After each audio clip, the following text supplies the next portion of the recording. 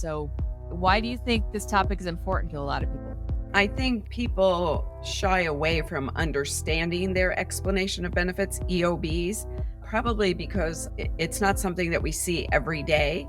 And like we've talked about in prior podcasts, we're all going to get sick at some point. So if you're pretty healthy, 18 to 35-year-old, and all of a sudden, you have a claim, you probably never looked at any of it.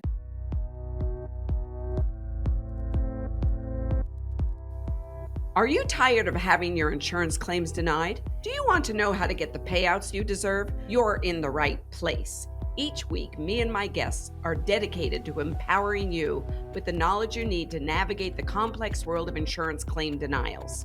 With over 50 years in the claims game myself, I'll make sure you are guided through writing compelling claims appeals, understanding your insurance plans, navigating healthcare laws, and filing effective insurance complaints. Join me, Mary Covington, on today's episode as I teach you to simplify the intricate world of insurance while helping you confidently secure your claims, relieve your stress, and ease the financial burden of unpaid claims. Now, let's fix those claims.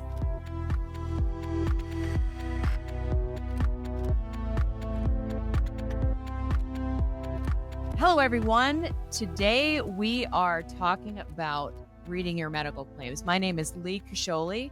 I'm with Fix My Claim, and I am also here with Mary Covington, the landlady. How are you today?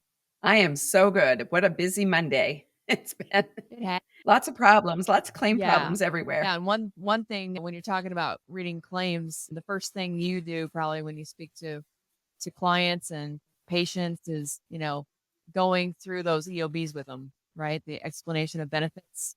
Absolutely, yes. That's usually, if it's not in an EOB, it's in a letter. So usually you're talking about a denial in a letter or a denial in an EOB. So we want to help people understand those medical claim statements and ensure that, people aren't being overcharged. They're able to look at it, understand, so they're not misled. So why do you think this topic is important to a lot of people? Well, I think people shy away from understanding their explanation of benefits, EOBs, probably because a lot of them just don't, it's not something that we see every day. And like we've talked about in prior podcasts, we're all going to get sick at some point. So if you're pretty healthy, 18 to 35-year-old, and all of a sudden, you have a claim, you probably never looked at any of it. You probably just went in and paid your copay to the doctor, went to the office visit. But when you have something catastrophic, like you have to go in the hospital or you need a surgery, or, there's something big test that you need, like an MRI or a CAT scan, it begins to get a little bit more complicated as you encounter claims in your life, whether they be medical, dental, vision, behavioral health. So the better you become familiar with it, the less stressful it will be in trying to understand what's going on with that Yeah, and there's particular a claim. financial impact too, right? If you go to the grocery store, you know what you put in your cart, you know what you checked out with, you know what you're paying for. But when you go to the doctor, you may have some procedure. There's a lot of different pieces that go in, and you may not know like what the bill is going to be at the end, right? So it's good to take a look at that so you don't overpay, you don't miss a coverage opportunity, right? Which is, in this situation, knowledge is empowering, right? You're in control of what you're paying to some extent. Yes, you get into better control. And the more control you have and the more understanding you have of it, the less anxiety you'll get over getting a bill from the doctor.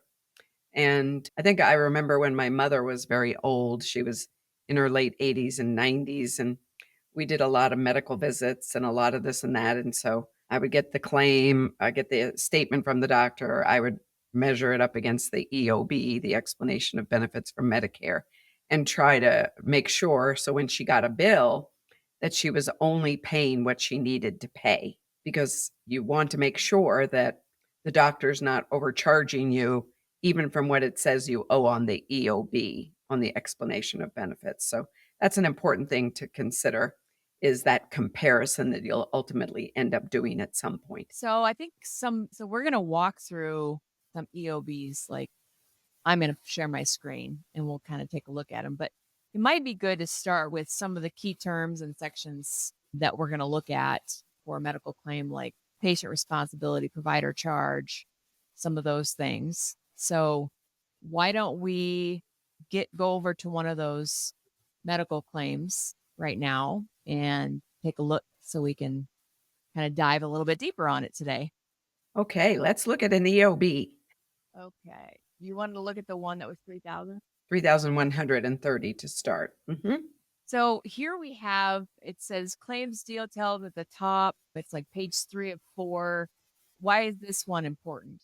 Well, this one is where they list the charges. So, a lot of the stuff they put with the EOBs these days are, like how to appeal, foreign language. If you want to talk to somebody in, 42 foreign languages, there's phone numbers and, so there's just a bunch of stuff that's attached that isn't the real meat. You want to look at the meat of the EOB, especially where the charges are, so that you're looking at just the money situation, what the claim amount was and how much was charged, and then we Okay, go so at from the there. top, it looks like there's like your name, member ID, group. So like who's it for, right? So the account holder name, is that the patient or is that the insured, the one that has the insurance? It could be either. Sometimes they'll list both, but in this case, it could have been the insured, but more than likely, it was just the patient's name. And then of course, next to that is the member ID. That would be the number that's on your ID card. That's how your claim goes in with your ID number, which is not anything like your social security number. May have letters and numbers on it. So you just wanna make sure that it matches your ID card if something doesn't look right. Okay, and below that, on the next line, I see the claim number and the received. Now, the claim number is just like this is the claim, right? This is what you would refer to. Correct. If you This talk to the insurance company, that claim number means a lot because you can call them and say, "I'm looking at claim number such and such," and then they can look it up. They can also look it up by the name of the provider, the child's name, date of birth, and the date of service, it what looks day like. this claim is. Is there a date in that claim number? No, there's no date in that claim number. I didn't know if that had. Uh, it It may mean something, but it's probably means it's a 2023 claim. Yeah, and it is a 2023 claim. And what does received mean? That's the date they say they received the claim. Okay. So, remember we talked a little bit before about you wanna make sure your claims are filed timely, your appeals are filed timely. So, when you're doing these, you wanna make sure that you are timely filing your claim, and that, of course, is in your policy. So, you wanna make sure that the doctor or facility or therapist or whoever is submitting your claim timely according to the terms of your plan. And usually that's not something you even really have to worry about, right? Well, sometimes you do. If you've been to the doctor and you haven't seen a claim for a while, you should kind of keep that in the back of your mind and be checking every so often, like, hey, I haven't seen that claim paid.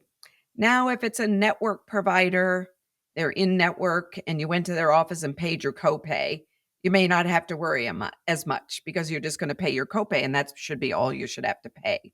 But it's when you get out of network or you're doing stuff that is not just a copay. Yeah. And a lot of times if they've taken the copay, they've already checked your insurance. Yes, they've already checked your insurance, and what they do is they look at your card. Usually your copay is on your ID card. Right. So the doctor's gonna look at your ID card and then they're gonna look in their system and they're gonna say, "Okay, has your insurance changed?" "No." "It's the same card?" "Yeah, everything's the same." And, "Well, we need a $30 copay." And you pay them the $30 when you get there, and then hopefully you won't see a bill. The only time something may happen is if the insurance company tries to deny it after the fact, Right. after they collected your copay. Yeah. But then that will be triggered by the doctor sending you a bill, right? Right. So, you got 2 ways to know you owe money. One is from your EOB and one is getting a bill from the doctor. Okay. And then next on that second row is says hospital. and it's interchange chrysalis. Must be a provider, I would assume. It is a provider of service, Not in yes. your plan. Yeah, they've made it sure you know that they're out of network, they're not in your plan. Okay. They're Is it not part gonna of the say that network. is it always gonna say that on the EOB? Usually it will. It may lead you to the fact, but you probably already know if you went in and they're not in network. So if you're going to go somewhere to get treatment, probably one of the first things you want to check is the provider in network? Right. Because that makes a big difference because your plan will have more than likely an in-network deductible and an out-of-network deductible, and that could mean if you're out of network, you're gonna have a higher deductible, so you'll end up paying more. If it's out of network, it'll just be copays and things. Yeah, I spent a lot of time in HR, and people would come to me and they would ask, does this place take my insurance? And I said, well, a lot of people take your insurance. Question is, how much is it cost you? You need to ask them if they're in network or not, right? Exactly. People said, you take this insurance. It's like, yeah, of course we take it. Yeah, yeah. Um, so you have to Yeah, be, we take everything, but, yeah, so there is a lot of they didn't make insurance easy. There's so many paths that your claim can go down, you yeah, know? So, and then we talked a lot about the fact, and one day we'll have to do a podcast on what does it mean to, have an individual policy versus a policy through work or versus, policy through a large employer, a small employer, and the different laws that apply and rules and regulations and the different types of policies. I think that makes a big difference when you get down to the nitty gritty of, maybe needing to do an appeal. yeah. So continuing on the next line, third line row, it says going to this hospital uses out of network benefits if your plan has them. So you could have gone to the doctor and they, Are you still on the right one? uh-huh, Okay. fine. It says going to this hospital uses out of network benefits if your plan has them. And then Yes. it says you pay 1,377.20. Well, Here's let's go back.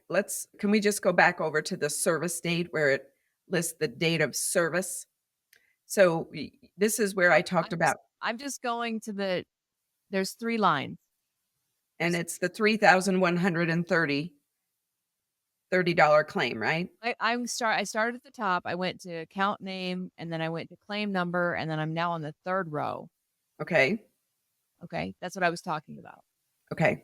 So if he's going to this hospital uses out of network benefits if your plan has them. Correct. Sometimes your plan might not have out of network benefits. So you have to be careful there too, right? Yes. And then it says you pay 1,377.20 and here's how it breaks down. So this is the nuts and bolts of this, right? Correct. Okay, so the first, if you go to the middle section with the totals at the bottom, the long line all the way across starts with service date. Yes. Those are the dates of service. 1/1/23 through 1/2/23, and the service was behavioral health, so that gives you an automatic so the claim is for 2 days of service, Okay, right?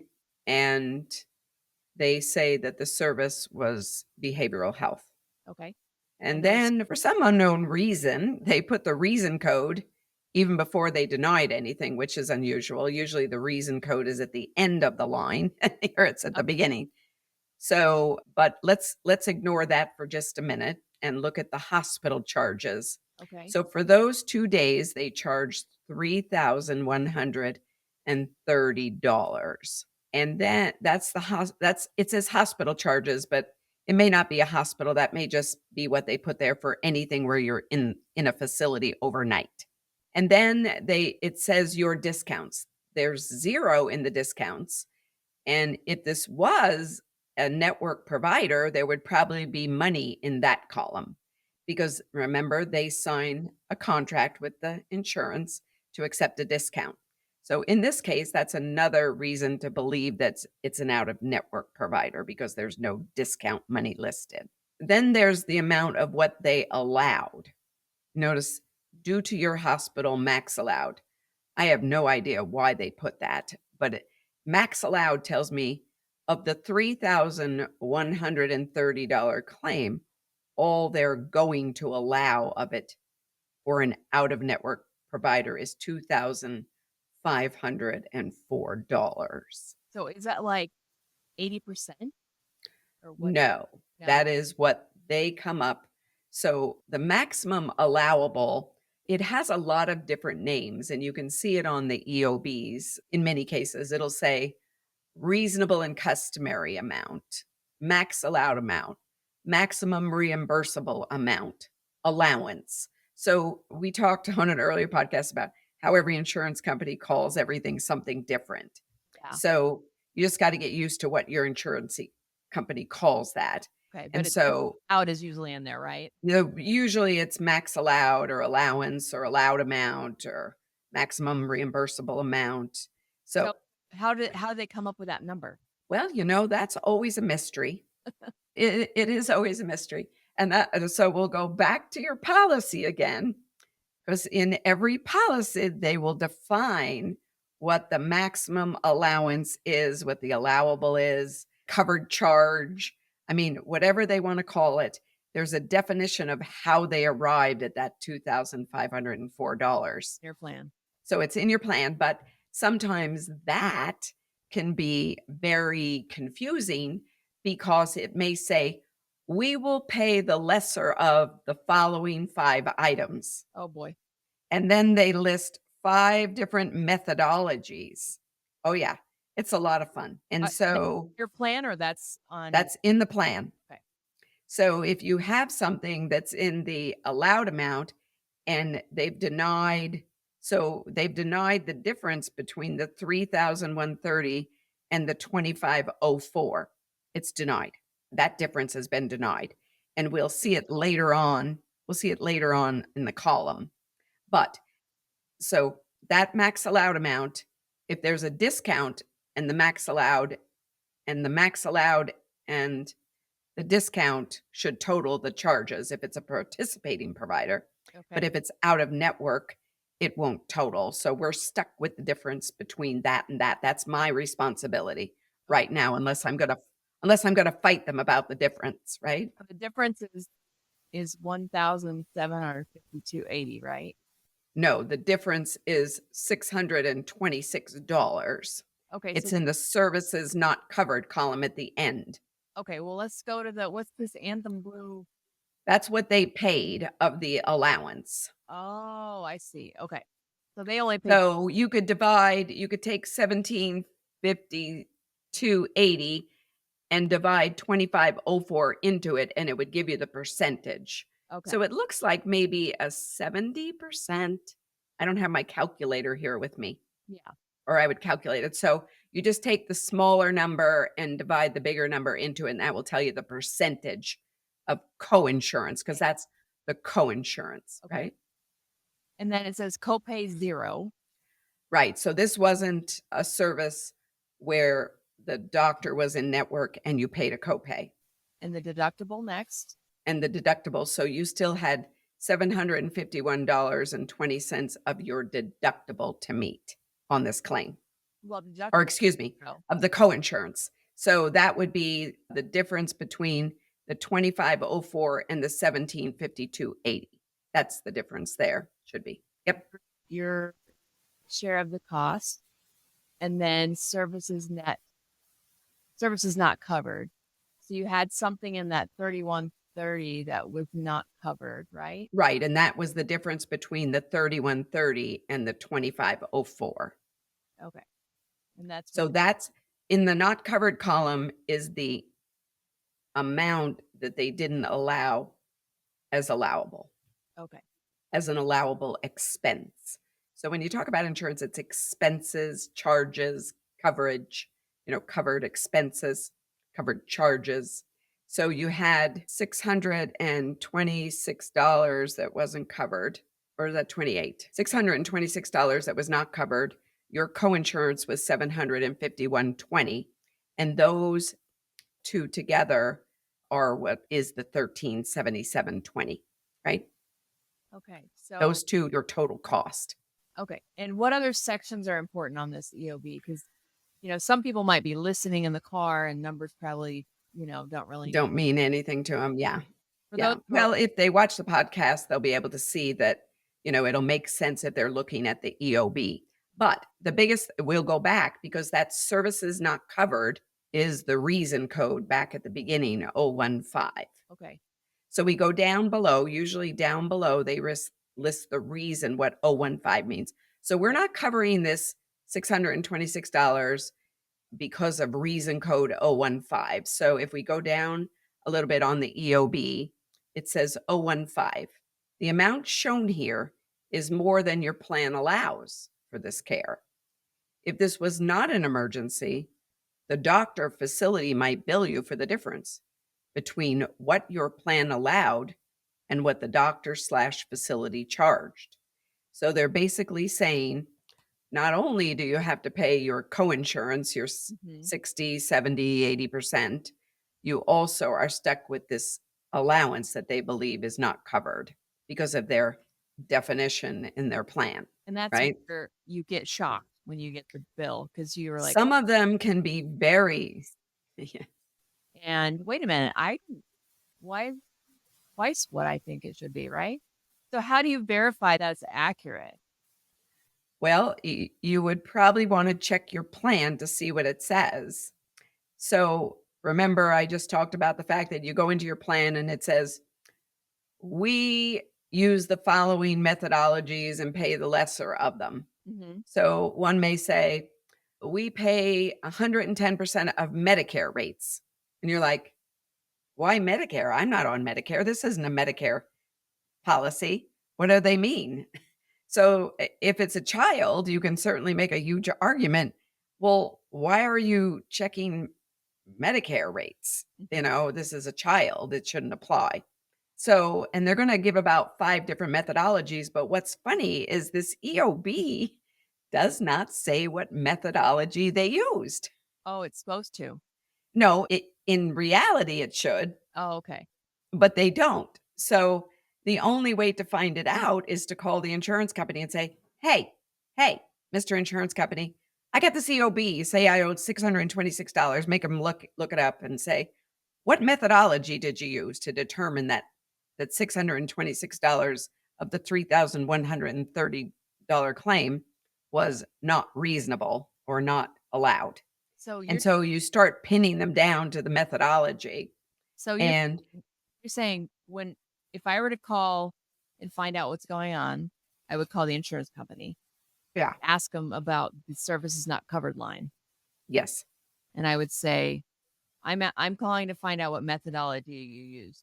To determine the 2504 that you allowed. Yeah, Oh, to determine the 2504. yeah, to determine the 2504 that you allowed. Okay. So, there's some where it says the methodology could be Medicare, 110% of Medicare rates. It can be a rate negotiated with the provider. Then you're like, "Well, how come you didn't negotiate a rate?" You know? And then there may be another one that says, "We use a fee schedule." What fee schedule? Where's the fee schedule? So there can be numerous different methodologies. And so when we go after a reasonable and customary disallowance or allowance that was not covered because it was, the doctor charged or the facility charged too high according to their methodology, you do have to look. And then the other thing that happens is, let's say you're going to the same doctor over and over again, and on one every time you go, it's $500, and then you get 5 EOBs from the 5 visits, and on one, you see they allowed 400, and on another, they allowed 250, and Mhm. on another, they allowed 425. Well, that's an inconsistent methodology, and so we catch them on that all the time, where you've got several claims, same doctor, same visit, same reason, and then you'll see varying allowables. And Okay. that's something that you absolutely need to pursue because that happens a lot. So that's Um, that's like a discrepancy, a right? discrepancy, I just call it an inconsistent allowable. And then what you do is we write them and say, "Okay, now go back and correct all them to the highest one you allowed." Will they do that? Yeah, they will, because I caught them with their pants down again. Yeah, because they paid it once, why wouldn't they pay it a second time, right? Well, yeah, but you can't be all over the board, Mr. Insurance What Company. what if they say what Pick a lane and stay in it. They And of course, we want the one that was $425 if it's a $500 charge, not the one they allow 250 on. And so it's just being a good consumer because you never know what their computers are going to do, right? right. Hey there, listeners. Enjoying the show so far? Don't miss out on any future episodes. Click the subscribe button now to stay up to date with all our latest insights and tips on navigating insurance claims.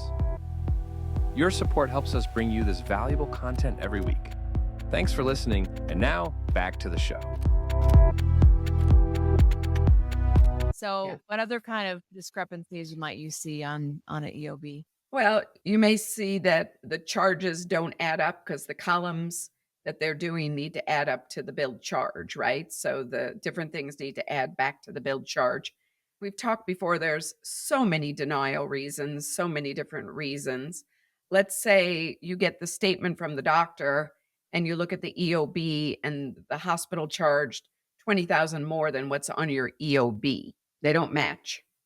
Well, that means the hospital probably did a corrected claim and they never resent it to the insurance. So again, you had a $25,000 claim, insurance paid a $25,000 claim out of network, whatever, you got everything. And then the bill you get from the facility shows the charges are higher. Maybe that bill's $37,500 and you're like, "Okay, well, my bill's 37,500, but the insurance company only paid 25,000 of it. Why is that?"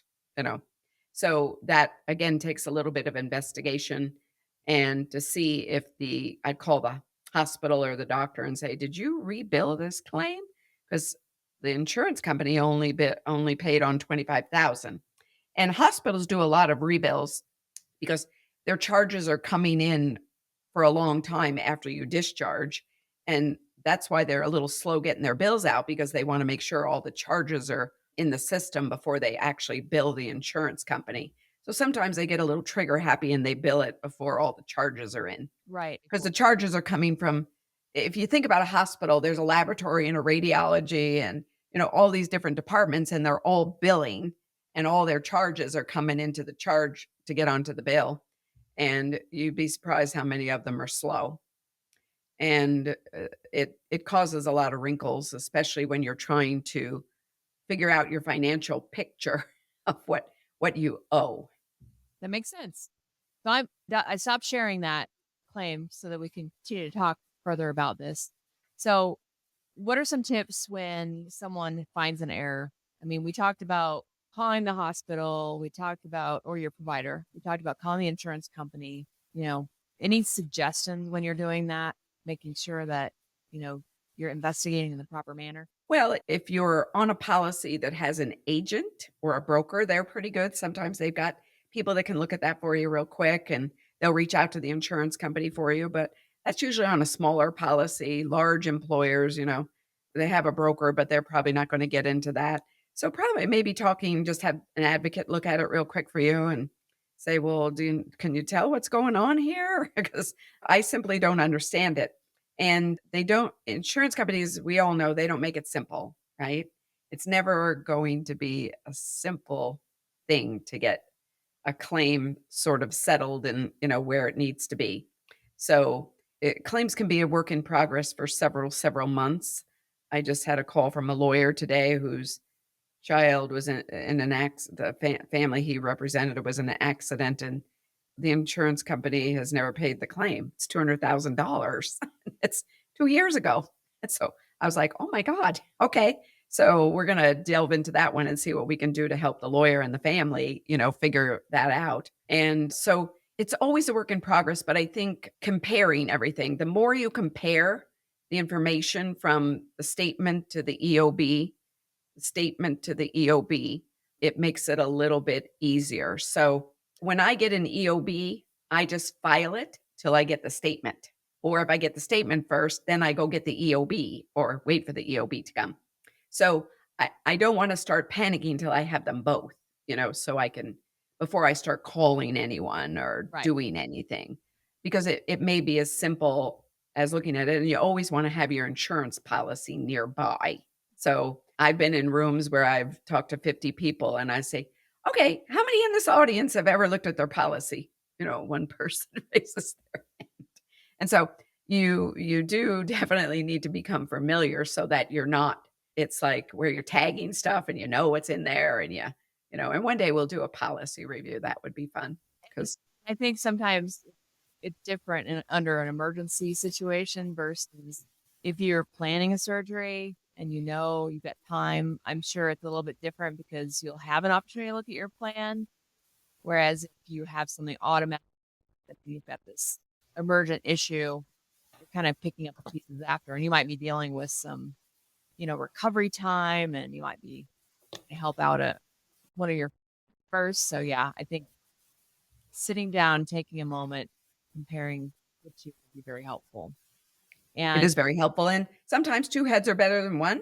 Sit down with your husband and or your spouse or whoever and your parents, whatever. Just sit down and look it over. And, you know, again, this isn't something we learn in school, right? So it does make it a little bit more difficult for people that just don't have a lot of experience. And like I say, it could be you're the healthiest person ever, and all of a sudden you're in the hospital with some problem and you're like, "Okay, now I'm gonna have some fun.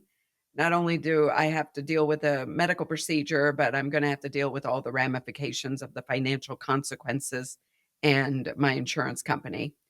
And, if it's a planned admission, it's not an emergency or an urgent admission, you do have a little bit more time to work on pre-authorization, making sure that's done, and making sure that all those I's are dotted and those T's are crossed to get that to get make have some comfort and sense of, I'm gonna be okay. There's not gonna be not only physically, but I'm gonna be okay fiscally yeah, and not just being left with a huge bill. I just thought of something though, like if it is a pre-planned event, right? They're going to tell you, I mean, you're going to find out you can get an estimate, right? You can find out how much they're estimating everything to cost. You can usually get estimates from the hospital and from the doctor about what it's gonna cost. You can talk to your insurance company. You wanna verify whether they're in or out of network. You wanna look in your policy and see and making sure everyone's doing the pre-authorization work, the pre-certification work to get it authorized as medically necessary, to make sure they're gonna cover it. And then you wanna check your policy to see what happens if they don't pre-authorize, what's the penalty? Some policies have a 100% penalty if your service is not pre-authorized. Some have a 50% penalty. You are. What? And if it's a participating provider, remember they have to write it off. You're not responsible. If they screw up, you're pretty much covered. But if it's an out of network provider, you need to be more diligent about making sure they're doing their work because sometimes there's nothing forcing them to do it, where when you're a participating provider, you have a contract that says you gotta do it. So you sometimes you have to prod your out-of-network provider a little bit more than you do a participating provider. And there are a lot of procedures that, don't have an in-network provider. Yeah. So you just wanna make sure, and then if you're going to an out-of-network provider, you do wanna check your portal and try to find someone that's in the network. Maybe it's a specialty and you need to find it, call the insurance company. "Okay, I'm being recommended to go to an out-of-network provider. What ones of this type do we have?" You can type it in, "I need an OBGYN," or "I need a gastroenterologist," and you wanna see how many they have there. There is in most plans, there's what we call an in for out provision, where they cover out of network providers as in network if the network that you're under has a small amount of doctors. Okay. Yeah. So they're supposed to, under federal law, to have adequate networks. And right now, many of the insurance companies don't have adequate networks in varying areas. But I Um, I think you're getting off topic a little. I am a little bit, but anyway, that's just a side note because that's important to know. And you can have the out of network provider ask for that. So then they'll pay your claim in network instead of out of network, which lessens your financial burden. So it's something to be aware of when you're understanding claims, right? Definitely out of network exception. Right. Okay. So Do you have another story you can share with us about parents, that had to fight a claim? They got an EOB and it was not looking very, very good for them. Well, I did have one, which I think I shared with you last week, but I did have one where their child went to a wilderness program. So, usually a 8 to 10 week program, mental health program. And the insurance company denied it, saying, we don't cover wilderness, outdoor behavioral health programs, or camps. Hmm. So I was like, yeah, well, that's normal. So the family sent me their EOB, and I said, okay, let's get your insurance policy. So they sent me their ID card, their summary of benefits, their insurance policy, and I had the denial. So the first thing, of course, we check is, what does that exclusion say? Is there an exclusion, number one, for it? Two, what does it say? Is there a way around it? So they quoted only part of the exclusion, because the exclusion did say we don't cover wilderness programs, outdoor behavioral health programs, or camps. And Unquote. quote unquote, that's all they said. And just below that line in the policy, it said, exception. If you have to go to one of these providers because it's medically necessary, we will consider it a covered expense. Wow. So I was like, okay, let's get some evidence that Select, it's medically necessary. they get to select out of the plan that what they wanted, right? Yes, they cherry picked. Yeah. Call it cherry picking. Lawyers call it that term too. They just cherry picked what they wanted to use. So, had that been a family that didn't talk to an advocate, they would have not known that, and they would have just said, okay, I guess there's no coverage. And they would have not had an opportunity to now go after that money. So we've got the file, and we're going to write an appeal for them on it. And I think we'll win. And I've actually done it. It's a prudent buyer plan out of California. It's an Anthem plan, and I've won that one before. Oh, yeah. So it's in every prudent buyer plan that they sell. So Well, I remember when it comes, we're like, oh, it's a prudent buyer plan. dealing with these is like you tend to forget, medical plan, and this is something I got from my employer or whatever. And I think kind of tend to forget it's a contract. Like it's a legal contract where they're bound by what the words say. And if they skip the words, I mean, it's like skipping and saying, well, I have a guideline, but I'm not following it. Exactly. I have a guideline. I have a policy that says I should cover it, and you got to remember that so much of this is, and we talked about this before, computerized. And so it's probably not even a body who did it. It's like they wrote their system to deny anything that comes in the code of wilderness and forgot to insert the exception. So their computer guy just put in that section into their computer. So the code comes in for wilderness 1006, and it automatically kicks it out. Nobody even looked at it. So if you're a consumer, you want to be the one to look at it. Yeah. You don't want to just rely on the insurance companies say so.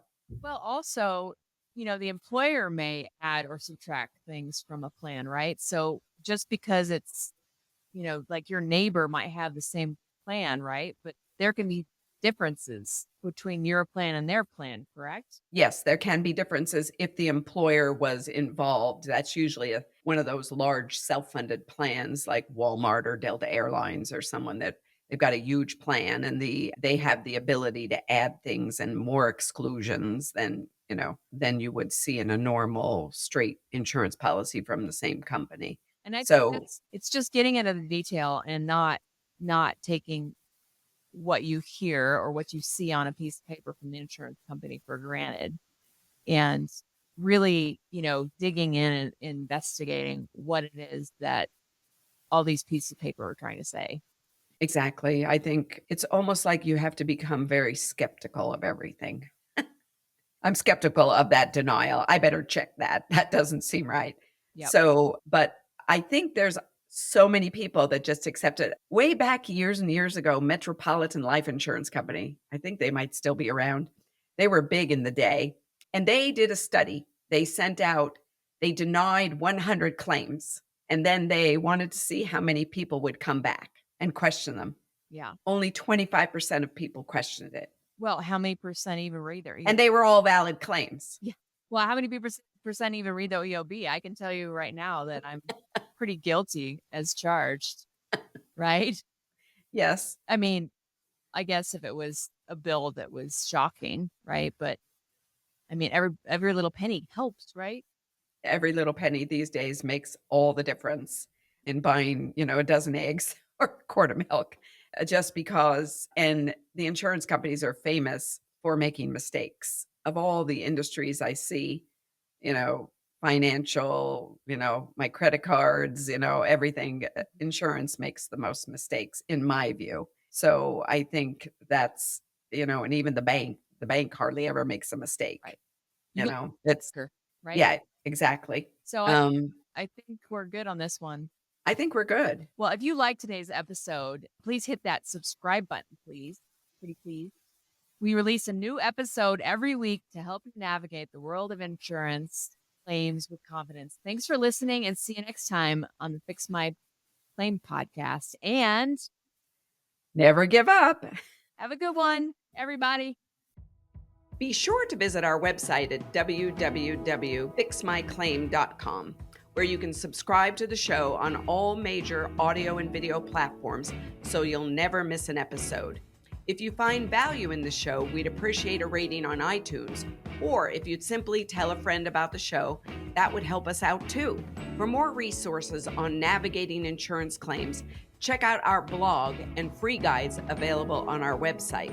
Don't forget to follow us on social media and join our community for ongoing support and updates. Tune in next week for another episode filled with guidance, reassurance, and the knowledge you need to secure the benefits you and your family deserve. Until then, remember, you have the power to fix your claim.